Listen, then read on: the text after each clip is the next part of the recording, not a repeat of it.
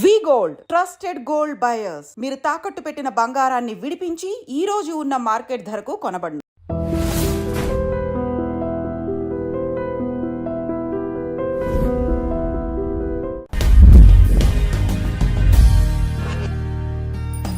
పునర్జన్మ ఉంది అని మీరు నమ్ముతారా? ఖచ్చితంగా ఉంది, అనుమానం లేదు. శాస్త్రీయంగా రుజువు చేయొచ్చు. దానికి ఏమో గొట్టాల కొడుకులతో ప్రయోగశాలలో చేసేది కాదు ఇది. అన్ని ప్రయోగశాలల్లో రుజువు కావు. కొన్ని యోగశాలల్లో అవుతాయి, కొన్ని యాగశాలల్లో అవుతాయి. మన శాస్త్రం ఉంది. పునర్జన్మ ఉంది అనేది ఎందుకు నమ్మి తీరాలి మనం అంటే, ఎలా ఉంటుందని చెప్పారు శాస్త్రంలో పునర్జన్మ. ఈ జీవికి వెళ్ళిపోయే వరకు కనుక ఇందాక మనం చెప్పుకున్న ఈ వాహన వ్యామోహం, సంతాన వ్యామోహం, భయాలు వదులుకోకపోతే వీడి మనస్సు మళ్ళీ ఇంకో శరీరాన్ని పొందుతుంది. అదే పునర్జన్మ. ఆ మనస్సు, ఆ జీవుడు, మనస్సు జీవుడు, సంకల్పం, బుద్ధి, చిత్తం అన్నీ ఒకటే, పేరు మార్పుగా. వీడు మళ్ళీ ఇంకో జన్మ ఎత్తుతాడు. ఎందుకని? ఈ మనస్సులో ఇవన్నీ ఉండవాలి. ఎలా ఎత్తుతాడో తెలుసా? రాత్రి పడుకుని కలగంటున్నాం మనం, నిజానికి అది ఇంకో జన్మ అండి. రాత్రి కలగంటున్నాం మనం, ఇంకో జన్మ. అది మీరు గమనించండి. వీడు పడుకునే ఉన్నాడు, ఈ కళేబరం ఇక్కడ 6 అడుగులు 3 అంగుళాలు పడుకున్నాడు. వీడు పడుకున్నాడు, వీడు కలగంటున్నాడు. వీడి కళ్ళలో ఆడాళ్ళు వచ్చారు, మగాళ్ళు వచ్చారు, కుక్కలు వచ్చాయి, నక్కలు వచ్చాయి, చెట్లు వచ్చాయి. ఈ వేషాలన్నీ ఎవరు ధరించారు చెప్పండి? వీడే కదా, పడుకున్నవాడే కదా. మరి ఒక జీవుడు పడుకుని ఇన్ని వేషాలు ధరించడం నిజమైనప్పుడు, ఒక్క విరాట్ పురుషుడు శ్రీమన్నారాయణమూర్తి క్షీరసాగరంలో పడుకుని ఈ విశ్వంలో ఉండే వేషాలన్నీ ధరించాడన్న అబద్ధమా? పక్కా నిజం, పక్కా నిజం. జరుగుతున్నది ఒక కళ. బ్రహ్మసత్యం, జగన్ మిథ్య. Total life, total world is a dream, nothing but is a dream. ఇది కళ, ఇది కళ. నేను మీతో మాట్లాడటం సహా కళ. ఇది గ్రహించగలిగితే మనిషి ప్రశాంతంగా ఉంటాడు. మనిషి ఒప్పుకోలేనిది. అదేమిటండి? కనపడుతోంది కదండి. కనపడుతోంది అంటున్నవాడు ఎవడో చూడు. కనపడుతోంది అంటున్నవాడు ఎవడు? కళ కూడా కనపడింది. కళ కన్నప్పుడు కనపడిందా లేదా? కనపడుతున్నంతసేపు నిజం అనుకున్నామా లేదా? బయటకు వచ్చాకే కదా నిజం కాదని తెలిసింది.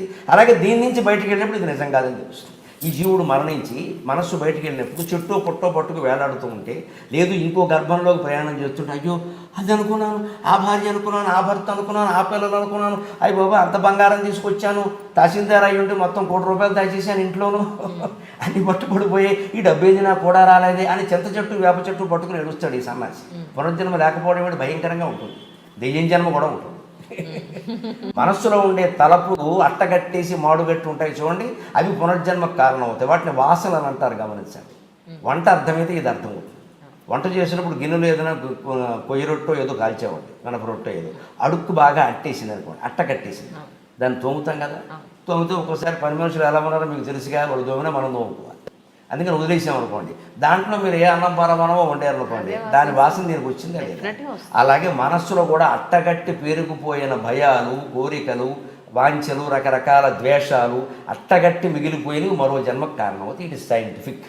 పొంది తీరతాడు ఖచ్చితంగా, అనుమానం లేదు. ఇందుకు ఎంత నాస్తికుడు కూడా దేవుడి మీద నమ్మకం లేకపోవచ్చేమో కానీ, స్వర్గనరకాలు నమ్మకపోవచ్చేమో కానీ, వాడు చేసినవన్నీ వాడు మనస్సులో వాసన రూపంలో ఉన్నాయనే విషయాన్ని వాడు నమ్మకుండా ఉండలేదు. వాడికి కొన్ని వాసనలు ఉన్నాయి కదా. ఆస్తికుడైతే ఆయన బంధాలు ఆయనకున్నాయి. నాస్తికుడు దేవుడిని నమ్మడు, భగవంతుడు నమ్మడు, భార్యను నమ్ముతున్నాడు కదా. భార్యతో బంధం, పిల్లలతో బంధం. నాస్తికులు కూడా ఆస్తులు సంపాదించుకుంటారు కదా. అక్రమం సక్రమం అందరికీ ఉన్నాయి కదా, తేడా ఏం లేదు కదా. మరి అంతే, తేడా ఏముంది? ఇంకా అంటే మామూలే, పుణ్యమైన మామూలే, పాపమైన మామూలే. అది నమ్మకం మీద ఏం లేదు, నిజం జరిగి తీరుతుంది. అంటే పునర్జన్మ శాస్త్రీయం. ఎందుకంటే పునర్జన్మ వచ్చేది శరీరానికి కాదు. ఎందుకు మనం నమ్మలేకపోతున్నాం అంటే, నేను అంటే శరీరం అనుకుంటాం. ఎందుకంటే మూర్ఖత్వం ఇంకోటి లేదు. నేను అనేది మనస్సులో ఏర్పడిన ఒక భావన. నిజం చెప్పాలంటే అది మిథ్య.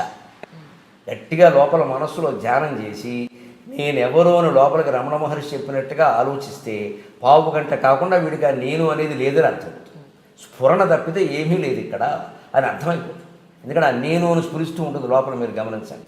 ఆలోచన వదిలేసి, మాట వదిలేసి మనస్సును లోపలికి తీసుకెడితే నేను అని స్ఫురిస్తుంది. ఆ నేను ఎక్కడుందో గమనించండి. ఎక్కడుందో గమనించి, ఎక్కడ there is no place but నేను ఈజ్ దేర్. ఎక్కడ చోటు లేదు, నేను అని ఉంది. ఏ చోటు లేకుండా నేను ఉందంటే అది ఎలా ఉంటుంది? గాల్లో తిరుగుతుంది అనమాట. ఆ నేనే ఉంటే ఆ నేనే పట్టుకుని కూర్చోవాలి. అదే జపం. అందుకే మహర్షి, రమణ మహర్షి అన్నింటిలోకి గొప్ప మంత్రం ఏదంటే నేనెవరు అనేది గొప్ప మంత్రం అన్నారు. ఆలోచన చేస్తే మనిషికి శరీరం తాను కాదని తెలుస్తుంది. ఆ నేనులోనే దృఢంగా ఉండగలిగిన వాడికి పునర్జన్మ ఉండదు. వాడు జీవితంలోనే అన్నీ వదిలేశాడు. ఇలాగే సంతాన వ్యామోహం, వాహన వ్యామోహం, భయం అన్నీ కూడా వదిలేశాడు. ఈ జీవితంలోనే వదలడం కోసమే మనకు అమర్నాథ్ యాత్రలు, సత్యనారాయణ వ్రతాలు, అక్షతృతి వ్రతాలు ఇవన్నీ పడితే వీటి నుంచి మళ్ళీ డబ్బులు ఆశిస్తున్నాం, పురుళ్ళు ఆశిస్తున్నాం, పుణ్యాలు ఆశిస్తున్నాం అంటే ఏమనుకోవాలి జాతిని? అసలు తెలుసుకోవాల్సిన తత్వం తెలుసుకోకుండా వీటిని పట్టుకు వేలాడుతాం. తెలుసుకుంటే మీరు అక్కడికి వెళ్ళక్కర్లేదు, వెళితే మంచిదేనమ్మా, కాదనేదేముంది, వెళ్ళండి, హాయిగా వచ్చి ఇంకా గొప్ప అనుభూతి కలుగుతుంది. ఇప్పుడు ఈ కథ తెలిసిన నాకు అమరనాథ్ ప్రత్యక్షంగా చూసాను కూడా దివ్యానుభూతి కలుగుతుంది, అనుమానం ఏముంది? తెలుసుకుని వెళ్ళాలి, కానీ నాకేదో అక్కడ వెళ్ళగానే ఎలా తెలిసిపోతుంది? ఏం తెలిసిపోయింది అంటే మన మనిషిలో సహజంగా ఉండే ఒక బద్ధకం ఏంటంటే, కృష్ణమూర్తి గారు చెబుతారు అదే విషయం. నీకు ఏమీ నువ్వు కష్టపడకుండా, నువ్వు ఉన్న చోటు నుంచి కదలకుండా, ఏదో చోటుకి వెళ్ళడం వల్ల, అక్కడ ఏదో మునగడం వల్ల, ఇక్కడ ఏదో ముట్టుకోవడం వల్ల, వారెవరినో చూడడం వల్ల నీకు వచ్చేయాలి. ఇది దురాశ కాదా? నిజమేనండి. ఎవరో మహాపురుషుని సందర్శించామండి, మనకి ఏదో వచ్చిందంటే కష్టపడ్డాడు ఆయన, బోళ్ళు తపస్సు చేశాడా? అంత తపస్సు నువ్వు చేయకుండా ఆయన తపస్సును గోకేసుకుందామని చూస్తున్నావు ఆ కాళ్ళకి దండం పెట్టి. అన్యాయం కాదండి ఇది, స్వార్థం కాదు. ఆయన కాళ్ళకి దండం పెట్టి ఆయన తపస్సును గోకేసుకుందామని చూస్తున్నావు. పుణ్యపురుషుల దర్శనం అండి, మాకు అన్ని అద్భుతానుభూతి ఎందుకు ఆశిస్తున్నావు? ఆయనలా ఉండాలని ఎందుకు అనుకోవు? ఆయన నుంచి ఏదో గోకేద్దామని చూస్తున్నావు, కానీ ఆయన దర్శనం అయ్యాకే మాకు ఇంట్లో అన్ని శుభాలు జరిగాయండి, ఒకవేళ అశుభాలు జరుగుతాయేమో మీరు ద్వేషిస్తారు కదా. జ్ఞానం అంటే శుభాశుభాలు సమానంగా భావించడం, అంతేకాని శుభాలు జరగాలని కోరుకుంటున్నారు అంటే వాళ్ళు భక్తులు కాదు, స్వార్థపరుల కింద లెక్క. మీకున్న మెంటల్ సాచురేషన్ పాయింట్కి సినిమాని చూస్తారా మీరు అసలు? ఒకప్పుడు నేను సినిమా రివ్యూస్ రాసేవాడిని అండి. అవునా? ఇప్పుడు పరిస్థితి ఏమిటో? ఇప్పుడు చాలా తక్కువ అండి. రీసెంట్గా లాస్ట్ మీ మూవీ ఏది? రీసెంట్ చూసిన మూవీ?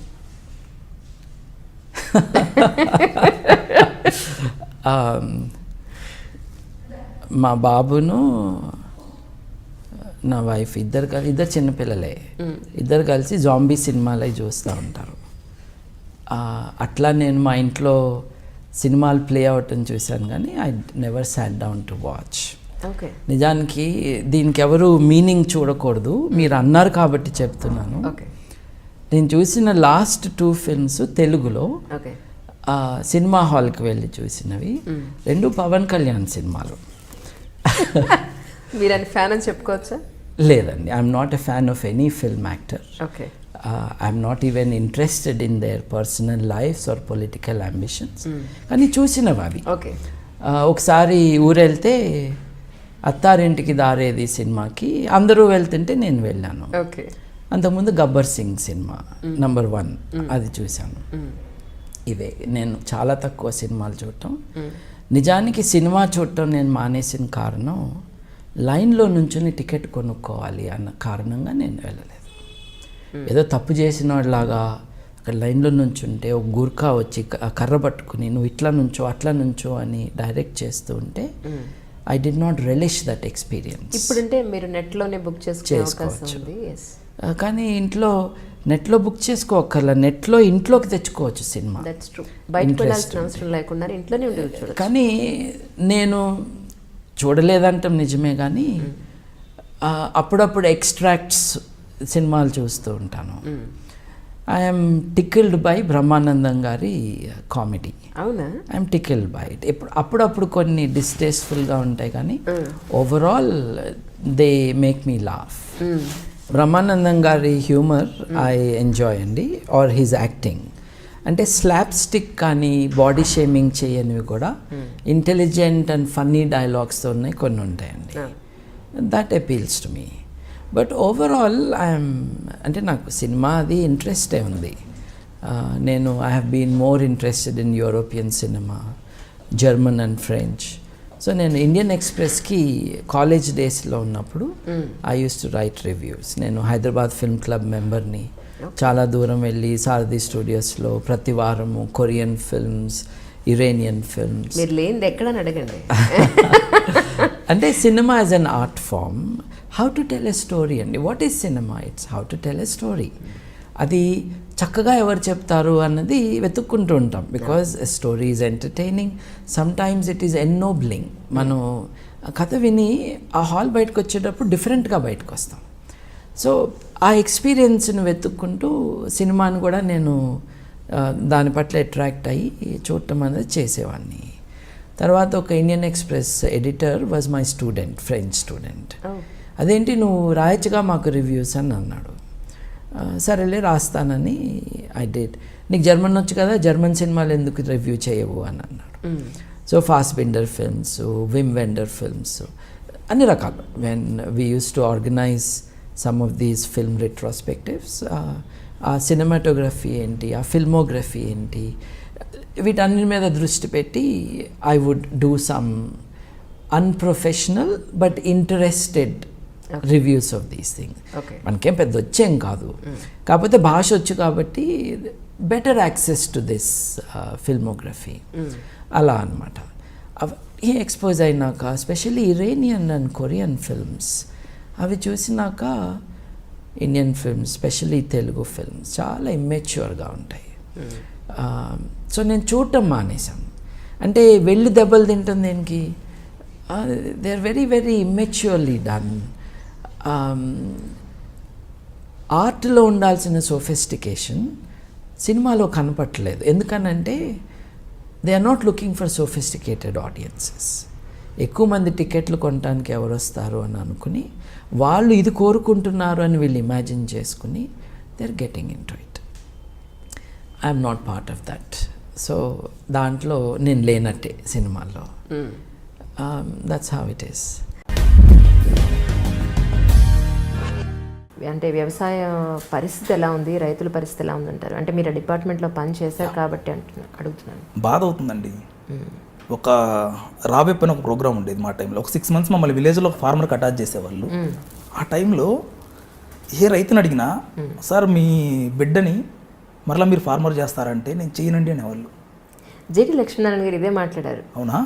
ఎందుకంటే యాక్టర్ల పిల్లలు యాక్టర్లు అవుతున్నారు, సివిల్ సర్వెంట్స్ పిల్లలు సివిల్ సర్వెంట్స్లోకి వస్తున్నారు, ఓకే, డాక్టర్ల పిల్లలు డాక్టర్లు అవుతున్నారు. ఒక్క రైతు విషయంలో మాత్రమే తన ప్రొఫెషన్లోకి తన పిల్లలు రావడానికి ఇష్టపడతారు. అసలు ఇంట్రెస్ట్ కాదండి, అటు సైడ్ తీసుకెళ్ళడానికి ఇంట్రెస్ట్ చూపించట్లేదు.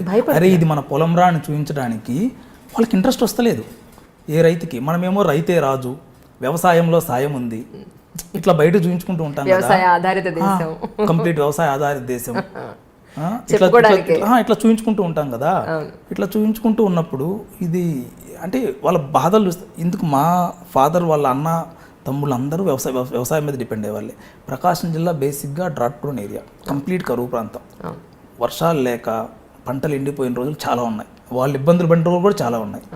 అటువంటప్పుడు చూసి ఏ రైతు తన బిడ్డని రైతు చేయాలని కోరుకోవట్లేదు. మరలా అసలు ఆలోచనే రావట్లేదు రైతులకి. కానీ ఎడ్యుకేటెడ్ వ్యవసాయంలోకి రావాల్సిన అవసరం ఎంతో ఉందండి. చాలా అండి, నిజంగా అదొక హాబీగా పెట్టుకుంటే మంచిది. ట్రూ. నేను అదే అనుకుంటున్నాను. నేను ఒకవేళ ఇది రాకపోతే నేను ఒక 30-40 acres కౌల్లాగా తీసేసుకొని నేను ఒక మోడర్న్ ఫార్మింగ్ టైప్లో నేను ప్లాన్ ఎందుకు చేయకూడదు యాక్చువల్లీ? ఎందుకంటే మనిషి పుట్టిన తర్వాత చచ్చేంత వరకు ఫుడ్ కావాల్సిందే, అది ఏదో ఒక రూపంలో ఫుడ్ కావాల్సిందే. అలాంటప్పుడు దాన్ని ఎందుకు నెగ్లెక్ట్ చేయాలి? నెగ్లెక్ట్ అనేది భయపడుతున్నాం కదా. ఇప్పుడు రైతులకు అందాల్సినవి అందట్లేదు, వాళ్ళకి కొంత ఎడ్యుకేషన్ లేదు ఒకటి, ప్లస్ వాళ్ళలో ఇల్లిటరసీస్ అనేది కూడా చాలా ఎక్కువగా ఉంది ఒక మాటలో చెప్పాలంటే. సో వాళ్ళ విద్యా శాతాన్ని పెంచి వాళ్ళలో నాలెడ్జ్ పెంచి ఒక ఎడ్యుకేటెడ్ని వ్యవసాయంలోకి తీసుకురాగలిగితే చాలా, అంటే గ్రాస్ రూట్ లెవెల్ నుంచి కూడా చాలా అద్భుతమైన ఫలితాలనండి, గొప్ప మార్పు ఎందుకు రాదు అనేది నా ఉద్దేశం. అంటే ఇప్పుడు ఏమవుతుందంటే society they are moving towards technology అండి. అందరూ సిటీల్లోకి వెళ్ళిపోదాం, సిటీల్లో సెటిల్ అవుదాం అనే ఆలోచన ఉంటుంది. కానీ ఏ వ్యక్తికి చాలా తక్కువ పర్సెంట్ పాపులేషన్కి విలేజెస్కి వెళ్దాం, విలేజెస్లో వ్యవసాయం చేద్దాం అనే ఆలోచన చాలా తక్కువ మందికి ఉంటుంది. చిన్నప్పటి నుంచి పేరెంట్స్ కూడా ఏ బిడ్డని ఆ విధంగా పెంచట్లేదు. First thing. సెకండ్ థింగ్ ఏంటంటే అగ్రికల్చర్ అనేది కంప్లీట్గా మన చేతుల్లో ఉండదు. సో ఇట్ డిపెండ్స్ ఆన్ ఎంత రెయిన్ పడుతుంది, టెంపరేచర్స్ ఎంత ఉన్నాయి, మన సీడ్ క్వాలిటీ ఏంటి, ఇట్లా వాటర్ అవైలబిలిటీ ఎంత ఉంది, దీని మీద డిపెండ్ అవుతుంది. అటువంటప్పుడు నీ లైఫ్ని రిస్క్లో పెట్టి నువ్వు వ్యవసాయం చేస్తున్నట్లే. నీకు నాకు ఖచ్చితంగా నాకు రిటర్న్స్ వస్తాయి దీని నుంచి అని కాన్ఫిడెన్స్ ఉంటే ఎవడైనా వెళ్ళి ఇన్వెస్ట్ చేస్తాడు లైఫ్లో. అండ్ థర్డ్ థింగ్, జనాలు ఏమైపోయిందంటే తప్పుగా అనుకోవద్దు, డబ్బు అండి సొసైటీని డబ్బు రూల్ చేస్తుంది. మానవతా విలువలు, మానవతా సంబంధాలు, ప్రకృతిని ఆస్వాదించటం ఇదంతా పోయింది. డబ్బు వెనక మనిషి పరిగెడుతున్నాడు. పాతకాలంలో ఇట్లా ఉండేది కాదు నాకు తెలిసినంత వరకు. డబ్బు వెనకాల ఎప్పుడు మనిషి పరిగెత్తలేదు. ఉన్న డబ్బుతో ఆనందంగా ఎలా ఉండేది చూసేవాడు. కానీ డబ్బు వెనకాల ఇప్పుడు మనిషి పరిగెడుతుండటం వల్ల జనాలకి అది ఒక రెమ్యూనరేటివ్ ఎంటర్ప్రైజ్గా కనపడట్లేదు అగ్రికల్చర్ అనేది. అందుకే ఇంట్రెస్ట్ చూపించట్లేదు. అండ్ మీరు అన్నది 100% నిజమండి. చిన్నప్పటి నుంచి లైక్ టెక్స్ట్ బుక్స్లో కానీ ప్రతి ఒక్క దాంట్లో కిడ్స్కి అగ్రికల్చర్ దాని ఇంపార్టెన్స్ సీరియస్గా చెప్తున్నాను. మీరు తప్పు అనుకుంటే నేను మెన్షన్ చేయను. ఈ మధ్య విలేజ్ విజిట్కి వెళ్ళాం. మాతో పాటే సెలెక్ట్ అయిన ప్రొబేషనర్ ఇది ప్యాడీ క్రాపర్ అంటే ఓ ప్యాడీ ఇట్లా ఉంటుందా అన్నాడు.